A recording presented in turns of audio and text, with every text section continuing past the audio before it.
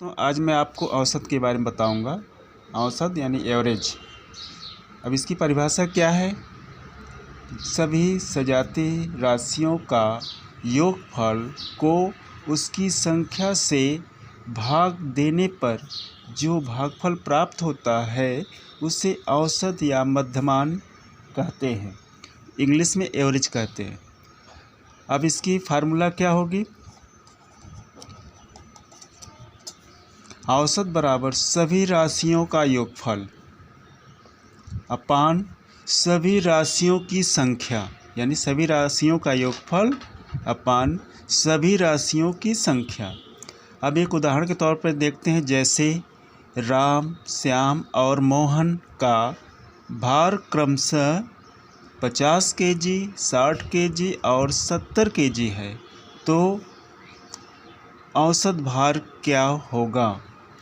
अब इसका सॉल्यूशन है, राम पहले हम क्या निकालेंगे? सभी राशियों का योगफल, फिर उसकी संख्या। दो चीज़ निकालेंगे, सभी राशियों का योगफल और उसकी संख्या। दो चीज़ निकालने के बाद हमें औसत प्राप्त हो जाएगी। तो हम निकालेंगे राम, श्याम और मोहन के भार का योगफल, यानी उसके योगफल निकालेंगे। तो बराबर राम का भार 50 केजी, श्याम का भार 60 केजी, मोहन का भार कितना है? 70 केजी। तीनों को हम जोड़ लेंगे, 50 धन 60 धन 70, तो बराबर कितना आ जाएगा? ये 0 हो जाएगा।